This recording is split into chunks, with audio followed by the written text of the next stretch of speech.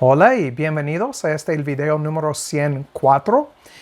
Estábamos platicando sobre el hecho de que las promesas que miramos en Deuteronomio 28, aunque cumplidas en parte en el Antiguo Testamento durante la vida de los de Israel, que son promesas que podemos ver espiritualmente en un futuro para la iglesia cuando estamos en la presencia de Jehová.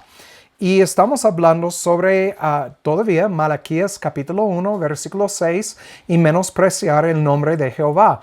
¿Qué tiene que ver con las dos cosas? Pues Israel, por desobedecer a Dios, por no creer su palabra, menospreciaron su nombre y seguían pecando contra Jehová hasta hoy en día. Y sabemos que sin la regeneración del corazón, el hombre va a seguir menospreciando el nombre de Jehová. No puede hacer ninguna otra cosa. Déjame ponerlo así. Es posible creer que Dios existe y a la misma vez no creer su palabra. Y si uno solamente cree que Dios existe, pero no cree su palabra, entonces no es un verdadero creyente. Este es el punto. Y esto lo miramos cuando hablamos de la iglesia apóstata. Este es apostasía. Es creer que Dios existe, pero andar lejos de la verdad. Y es lo que miramos como una pandemia en el mundo el día de hoy. Entonces es muy común escuchar a la gente decir, oh sí, yo creo en Dios, pero al preguntar sobre muchas verdades bíblicas, no creen en estas verdades. Entonces, otra vez, posible creer que Dios existe, pero no creer en su palabra. Entonces, vamos a seguir hablando de estas cosas después de hablar con nuestro Padre. Otra vez, Padre, te damos gracias por la oportunidad de estudiar tu palabra. Te damos gracias por estos hombres que tú pusiste tu espíritu en ellos para escribir estas palabras, para instruir a tu gente, la eclesía, de todo lo que tú deseas de ellos y también dejarnos muchos ejemplos en cuanto a cómo vivir y en cuanto a no cómo vivir. Y te damos gracias, Padre. Ayúdanos a caminar bien en el camino estrecho y en la verdad. Te damos gracias en el nombre de Cristo. Amén. Muy bien, como hablamos la semana pasada, vamos a ver unos versículos esta mañana que nos muestran que sin duda que los de la primera época y en adelante no conocerán las bendiciones y no conocieron las bendiciones en una manera completa, como miramos en Deuteronomio 28, 1 al 14. Y entonces vamos a ver ahora en Mateo 5, 10 al 12. Mateo 5, 10 al 12. Ustedes conocen estos versículos. Este es el Sermón del Monte. Y aquí en los versículos que vamos a leer en 10 al 12, sabemos lo que el Señor, es algo que el Señor prometió que iba a suceder en las vidas de aquellos que le seguían por fe. Dice, bienaventurados los que padecen persecución por causa de la justicia, porque de ellos es el reino de los cielos. Otra vez, miramos cuando leemos las bendiciones enumeradas en Deuteronomio 28, 1 al 14, tenemos que preguntarnos, ¿es algo que vamos a vivir literalmente aquí en la tierra o es algo que vamos a vivir espiritualmente en el reino de los cielos? Versículo 11. Bienaventurados sois cuando por mi causa os vituperen y os persigan y digan toda clase de mal contra vosotros mintiendo. Entonces aquí miramos, el enemigo va a venir contra nosotros, no por causa de nuestro pecado, sino a causa del hecho de que seguimos a Cristo. Versículo 12. Regocijaos y alegraos porque vuestro galardón es grande en el cielo, no en la tierra, en el cielo.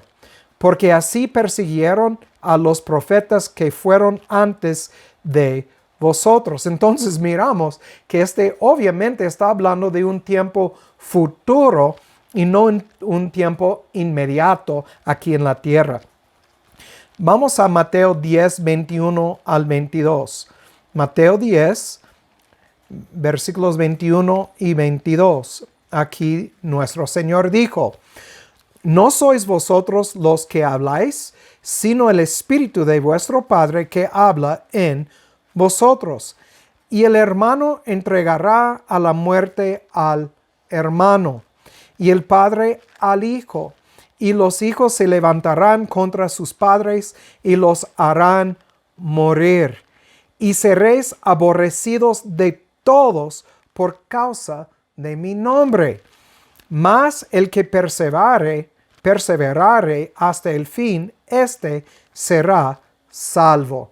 Entonces, miramos aquí otra vez, si comparamos lo que el Señor está prometiendo, está diciendo que nosotros vamos a pasar por estas cosas y lo comparamos con lo que dice en Deuteronomio 28, 1 al 14, no podemos ver las bendiciones como algo que vamos a recibir por completo aquí en la tierra. No estoy diciendo que Dios no provee para nosotros aquí en la tierra, pero todavía hay creyentes que no pueden dar luz, por ejemplo, a hijos. Hay creyentes que tienen animales que mueren, que tienen animales que no dan luz a otros animales, que sufren mucho aquí en la tierra, porque todavía vivimos en estos cuerpos. Entonces, siguiendo adelante, vamos a Mateo 24, 9 al 12. 24, 9 al 12. Aquí nos dice: entonces os entregarán para ser atribulados, y os matarán, y seréis aborrecidos de todas las naciones por causa de mi nombre. Otra vez, comparen este versículo 9 con lo que leemos en Deuteronomio 28 y van a ver una gran diferencia. Es porque las promesas de 28, aunque literalmente se cumplieron en parte con Israel, son bendiciones que la casa de Israel va a recibir y vivir eternamente en la presencia de Dios. Entonces, siguiendo adelante. Y entonces muchos se escandalizarán y se entregarán unos a otros, y unos a otros se aborrecerán. Muchos falsos profetas se levantarán y engañarán a muchos. Y por haberse multiplicado la maldad, el amor de muchos se enfriará. Esta palabra amor es ágape. Entonces habla del hecho de que muchos que son de Cristo, a causa de toda la maldad, van a perder su compasión, no van a tener empatía, van a ver el mundo y van a odiar todo lo que está pasando y van a tener corazones fríos, como nos dice aquí. El amor de muchos se enfriará. Tenemos que protegernos contra esto día tras día tras día. Entonces, porque si dejamos lo que está pasando en el mundo afectarnos a este punto, como dice aquí, entonces vamos a tener peleas aún entre hermanos. Entonces tenemos que cuidarnos. Muy bien. Ahora vamos a Juan 15, 18 al 25. Juan 15, 18 al 25. Aquí el Señor hablando una vez más a sus discípulos un poco antes de ir a la cruz. Estamos en el versículo 18 y nos dice: si el mundo os aborrece, sabed que a mí me aborreció antes que a vosotros. Si fuerais del mundo, el mundo amaría lo suyo. Mas porque no sois del mundo, antes yo os elegí del mundo, por eso el mundo os aborrece. Acordaos de la palabra que yo os dije: el siervo no es más que su señor. Si a mí me han perseguido, también a vosotros perseguirán. Si han guardado mi palabra, también guardarán la vuestra. Y entonces, versículo 21, pero todo esto os harán por causa de mi nombre, porque no conocen al que me envió. Si yo no hubiera venido, ni les hubiera hablado, no tendrían pecado, pero ahora no tienen excusa de su pecado. ¿Quién no tiene excusa? Ninguna persona tiene excusa. El que me aborrece, también a mi Padre aborrece. Si yo no hubiese hecho entre ellos obras que ningún otro ha hecho, no tendrán pecado, pero ahora también ellos las han visto y nos han aborrecido a mí y a mi Padre. Me recuerda de lo que dijo Pablo en Romanos capítulo 1, que aún la creación es evidencia del poder de Dios y entonces así ninguno tiene excusa. Y el versículo 25, pero esto es para que se cumpla la palabra que está escrita en su ley. Sin causa me aborrecieron. Entonces, es lo que va a pasar a nosotros también, a la iglesia, por seguir a Cristo, por poner en práctica su ley, por obedecer, ser obedientes a toda la palabra de Dios, a todo lo que Dios está haciendo en nuestras vidas por medio de su Espíritu, en seguir todos sus mandamientos, como 1 de Juan 5:3, 2 de Juan, los versículos 6 y adelante nos dicen. Entonces nosotros vamos a sufrir por hacer bien. Vamos a volver en el mismo capítulo al versículo 8 y vamos a ver la razón que todo esto tiene que suceder. 15:8 dice, en esto es glorificado mi Padre, en que llevéis mucho fruto y seáis así mis discípulos. Cuando sufrimos todo esto, cuando pasamos por todo lo que fue decretado para la iglesia que pasara en su vida, entonces así Dios está glorificado. Y como dice aquí, en que llevéis mucho fruto y seáis así mis discípulos. Y recuerden, Cristo dijo que el discípulo, el estudiante, no es más grande que el maestro. Entonces, hay que sufrir estas cosas y son bendiciones porque muestra el hecho de que de verdad andamos en Cristo. Muy bien.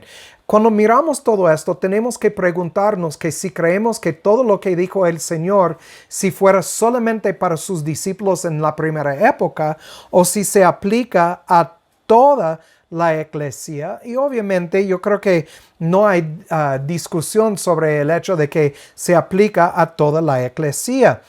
Pero notamos que cuando Cristo mencionaba estas cosas, no dijo en específico un tiempo cuando iban a suceder. Entonces, podemos ver todo esto como algo que no solamente sucedió en su tiempo, pero sigue en las vidas de los verdaderos creyentes hasta hoy en día. Y debemos cuidarnos entonces, al saber esto, de caer en la trampa de creer que el reino de Dios es algo prometido aquí en esta tierra, porque sabemos que todavía vivimos en la carne y la carne no agrada a Dios. Este es Romanos capítulo 8, Pablo nos dijo, y que tenemos que pasar por la muerte para heredar el nuevo cuerpo y para poder entrar en la presencia de Dios. Entonces, vamos a Mateo 24, 6. Mateo 24, el versículo 6. Aquí Cristo nos dice algo muy importante en cuanto a todo esto. Y oiréis de guerras y rumores de guerras. Mirad que no os turbéis, porque es menester que todo esto acontezca. Pero aún no es el fin. Entonces, aún hoy en día escuchamos de estas cosas. Sabemos que el fin todavía no ha llegado, pero esperamos este fin y esperamos que llegue bien pronto. Entonces, notamos aquí que él dice que todavía no es el fin. ¿Cuándo debemos esperar el fin? Entonces, Pablo nos dice en 1 de Corintios 15, 1 de Corintios capítulo 15, y vamos a leer los versículos 23 al 26. 15, 23 al 26. Entonces, aquí nos dice Pablo, pero cada uno en su debido orden. Cristo las primicias, luego los que son de Cristo en su venida. Obviamente, hablando de la segunda venida de Cristo, dice los que son de Cristo en su venida van a estar resucitados. Entonces hay un orden. Pablo está hablando de este orden. 24 dice, luego vendrá el fin, cuando haya entregado el reino al Dios y Padre, cuando haya abatido todo dominio y toda autoridad y poder. Si esto lo miramos bajo la luz de Deuteronomio 28, 1 al 14, nos ayuda a entender que 28 habla de un futuro cuando las bendiciones van a estar cumplidas en completo en la vida de Israel, la casa de Israel. Y miramos aquí, déjame repetirlo, cada uno en su debido orden. Cristo las primicias, luego los que son de Cristo en su venida. Cuando viene Cristo en su venida, los que son de Él van a estar con Él. Luego vendrá el fin. ¿Cuándo? Cuando haya entregado el reino al Dios y Padre. Cuando haya abatido todo dominio y toda autoridad y poder. Y pueden leer más sobre esto en el libro de Apocalipsis, capítulo 10, en los primeros 12 versículos. También hasta el versículo 26, 25 dice, porque es menester que Él reine hasta que haya puesto a todos sus enemigos debajo de sus pies. Y el postrer enemigo, que será, no dice que es, dice será destruido, es la muerte. Entonces, este obviamente habla de un futuro cuando cuando todos en Cristo han muerto y viene Cristo y todos resucitarán y recibirán su nuevo cuerpo y van a seguir en la presencia de Dios para toda la eternidad, recibiendo toda la bendición del pueblo de Israel, todo lo que Dios prometió, como hemos visto en otros versículos. Quiero mencionar algo sobre el versículo 25 y la palabra menester. Esta palabra en el griego es número 1163, es la palabra dei, D-E-I, y quiere decir es necesario como algo obligatorio. Entonces, noten lo que nos dice aquí. Es obligatorio, es necesario que Cristo reine hasta poner a todos sus enemigos debajo de sus pies. Entonces, los que están esperando un reino milenio futuro, cuando la iglesia está arrebatado y todos nos juntamos con Cristo y regresamos después de 7 años para reinar con Él 1000 años y todo esto, están equivocados porque Cristo ya está reinando sobre su gente.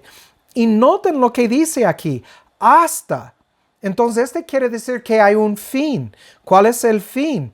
Es poner a todos sus enemigos debajo de sus pies, y el postrer enemigo que será deshecho será la muerte. Entonces, Él va a reinar hasta poner bajo sus pies la muerte. Entonces, si no hay más muerte, no hay más muertos, entonces cuando viene Cristo para recoger su iglesia, no va a haber tiempo más. Esto es lo que nos dice en Apocalipsis 10 en los primeros 12 versículos. Dice que cuando viene Cristo y pone sus pies sobre la tierra, no va a haber tiempo más. Y esta es la razón, porque Él va a poner bajo sus pies el último enemigo, que es la muerte. Entonces, cuando miramos aquí en Mateo 24, quiero leer lo que dice el comentario Púlpito sobre este asunto. Dice, el Señor tuvo que preparar a sus seguidores para el derrocamiento de su ciudad y los peligros para la vida y la fe que acompañarían a ese juicio. También deseaba suscitar en ellos una constante expectativa de su parousia. ¿Qué quiere decir parousia? Sabemos que este habla del regreso literal de Cristo, su regreso corporal, cuando pone de verdad sus pies sobre la tierra. Y entonces, para que los cristianos, nosotros y todos los que vivían desde ese tiempo en la primera época hasta ahora, para que los cristianos entonces y de allí en adelante pudieran vivir siempre con esperanza y esperar un gran futuro. Entonces lo que Cristo dijo a ellos es para nosotros también. Está preparándonos para un futuro.